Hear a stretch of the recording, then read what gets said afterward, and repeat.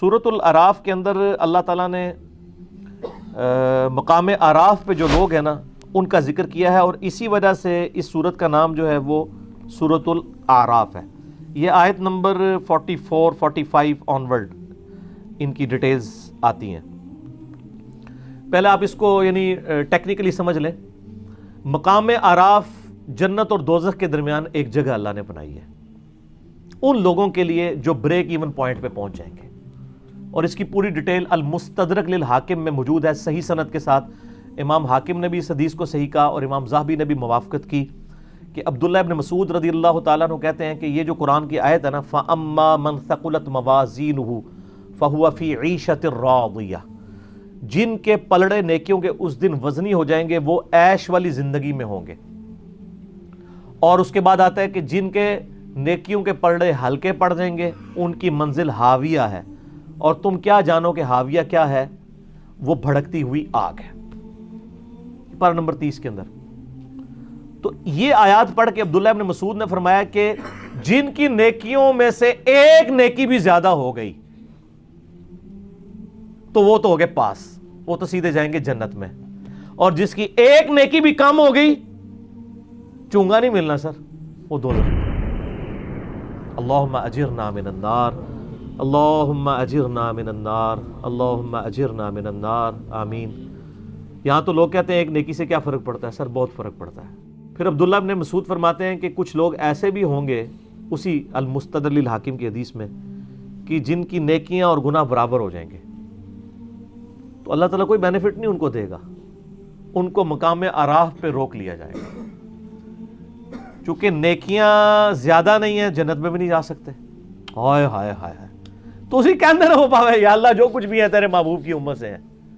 اے بھائی یہ کہانیاں جڑیاں نے نا، یہ انڈیا پاکستان بنگلہ دیش کے بابوں نے آپ کو سکھائی ہیں۔ کتابوں والا خدا اور ہے اور بابوں والا خدا اور ہے۔ تو اب نیکیاں اور گناہ برابر ہیں، حکم ہوگا ان کو مقام اعراف پہ ٹھہراؤ، نہ جنت میں نہ دوزخ میں، درمیان میں، سسپینڈڈ پوزیشن میں، بریک ایون پوائنٹ کے اوپر۔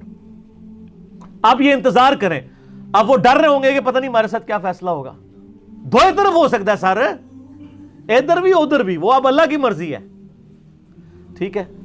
اللہ اکبر۔ اب وہ مقام اعراف پہ جو لوگ ہیں سر، ان کا جو نقشہ اللہ نے قرآن میں کھینچا ہے نا، تو بندہ لگتا ہے کہ پورے صراط کے اوپر کھڑا ہوا ہے۔ اللہ تعالیٰ فرماتا ہے اعوذ باللہ من الشیطان الرجیم، وَنَادَى أَصْحَابُ الْجَنَّةِ أَصْحَابَ النَّارِ، سورۃ الاعراف آیت نمبر 44۔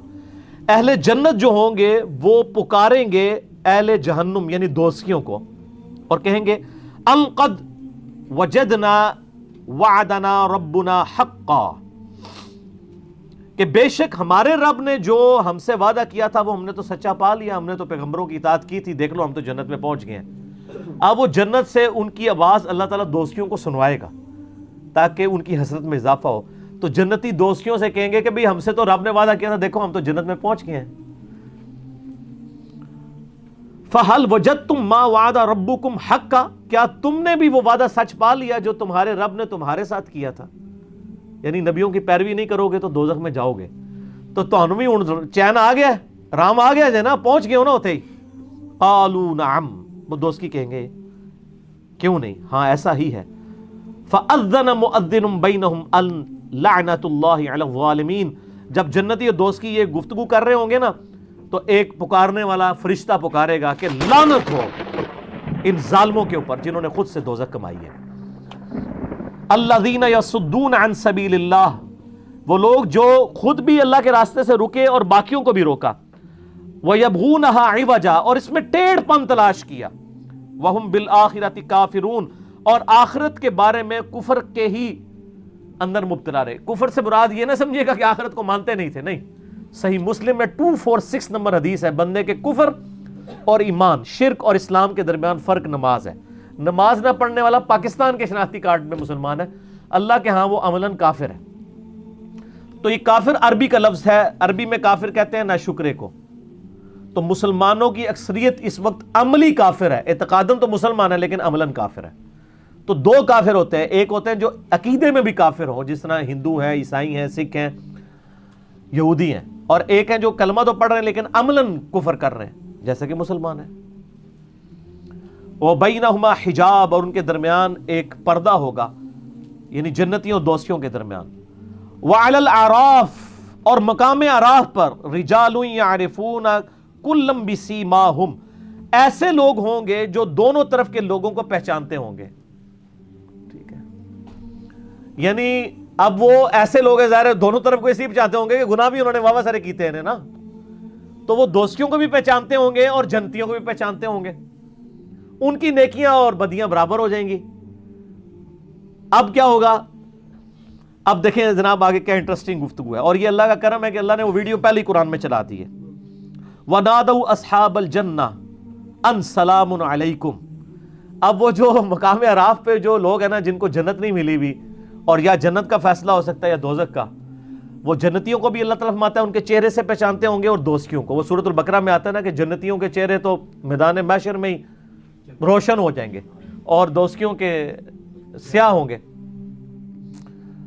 تو سب سے پہلے وہ جنتیوں سے مخاطب ہو کے کہیں گے السلام علیکم، ذرا لینڈ سیدھی کرن گے نا، کوئی سوارش ہی پہ جائے.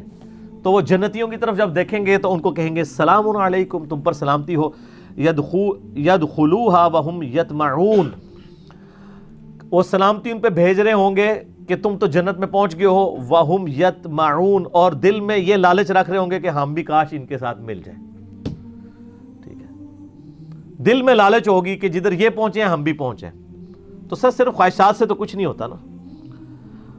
وَإِذَا صُرِفَتْ أَبْصَارُهُمْ تِلْقَاءَ أَصْحَابِ النَّارِ، اور پھر جب وہ دوستیوں کی طرف دیکھیں گے نا، جنتیاں نال تے سلام دعا کرن گے نا، جب دوستیوں کی حالت دیکھیں گے قَالُوا رَبَّنَا لَا تَجْعَلْنَا مَعَ الْقَوْمِ الظَّالِمِينَ، تو کہیں گے اے اللہ ہمیں ان ظالموں کے ساتھ شامل نہ کرنا. اچھا بڑی پوائنٹ کی بات ہے، جنتیوں کی طرف دیکھ کے وہ یہ دعا نہیں کریں گے کہ یا اللہ ہمیں بھی جنت میں داخل کرتے ہیں. ان کو پتا ہوگا ہمارے کرتوت جو ہے نا ہم اسی قابل تھے، صرف دل میں لالچ کریں گے. لیکن جب دوستیوں کی طرف دیکھیں گے نا تو وہ کہیں گے یا اللہ، یعنی اس نالوں ایتھے پھر بھی اسی چنگے ہیں، کم از کم عذاب تو نہیں نہ ہو رہا. تو کہیں گے یا اللہ ان سے ہمیں بچا لیں، جنت چلو ملے نہ ملے، ٹھیک ہے، یہ کام ہمارے ساتھ نہ ہو.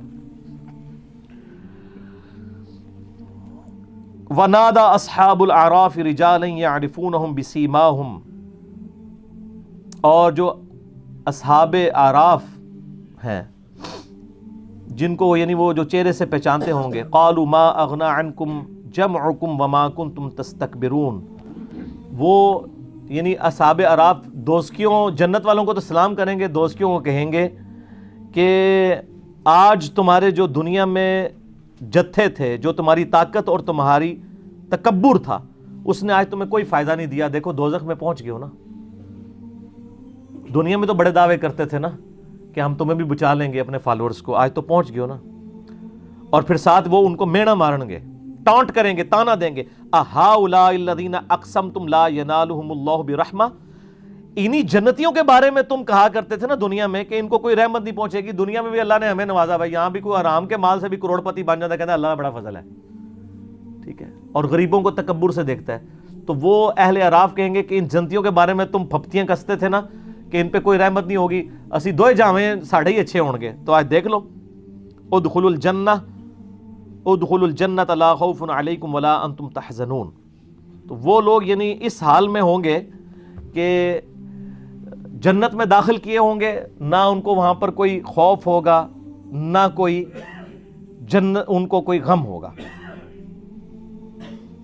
وَنَادَى أَصْحَابُ النَّارِ أَصْحَابَ الْجَنَّةِ، اور جو دوستی جو ہیں وہ ندا کریں گے اہل جنت سے، ان افیدوا علینا من الماء او مما رزقکم اللہ، کہ اے جنتیوں جو اللہ نے تمہیں نعمتیں دی ہیں پانی میں سے اور کچھ اور نعمتوں میں سے کچھ ہمیں بھی دے دو. قالوا ان اللہ حرمہما علی الکافرین، تو وہ پھر جنتی کہیں گے یہ تمہارا اختیار ہی نہیں ہے، ہم تمہیں جنت میں کیسے شیئر دے سکتے ہیں، یہ تو اللہ نے جنت دوستیوں کے اوپر حرام کر دی ہے جنت. اگر وہ دیں گے بھی تو وہ ان کے کسی کام کی نہیں ہوگی، نہ ان کی پیاس بجھ سکے گی، نہ نعمت سے کوئی فائدہ اٹھا سکیں گے. الذین اتخذوا دینہم لہوا ولعبا، یہ وہ لوگ تھے جنہوں نے اپنے دین کو کھیل تماشا بنا لیا تھا. وغرتہم الحیات الدنیا، اور دنیا کی زندگی نے انہیں دھوکے میں ڈال دیا تھا.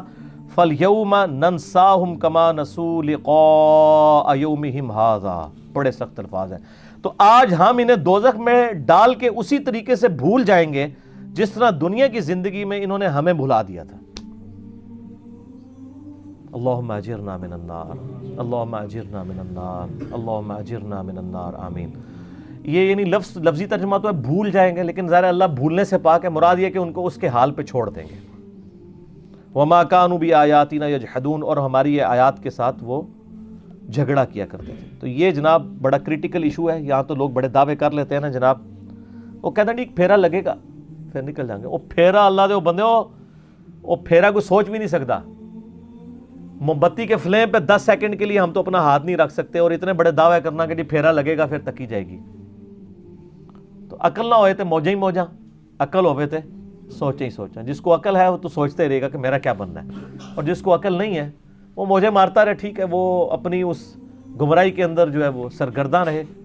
باقی مرنے کے بعد تو آنکھ کھلی جائے گی. سیدنا علی کا قول ہے رضی اللہ تعالیٰ عنہ علیہ السلام، انسان سویا ہوا ہے، جب مرے گا تو جاگ جائے گا. اوہ یہ کیا ہو گیا، اصل زندگی تو یہ تھی. جیسے سو کے اٹھ کے انسان کہتا ہے کہ وہ زندگی، وہ میں خواب میں جو کچھ سیریں کر رہا تھا وہ تو کچھ نہیں تھا، اصل زندگی یہ ہے. اسی طریقے سے یہاں پہ بھی جب مر کے زندہ ہوگا نا، جب یعنی دنیا سے جائے گا اور آخرت کی زندگی میں زندہ ہوگا، وہ کہے گا اصل زندگی تو یہ ہے. تو یہ مقام اعراف ہے اور یہ اہل اعراف ہیں. اللہ تعالیٰ سے دعا کریں جی کہ ہم اللہ تعالیٰ ہمیں بلا حساب و کتاب ہی جنت میں داخلہ عطا فرمائے. آمین ثم آمین.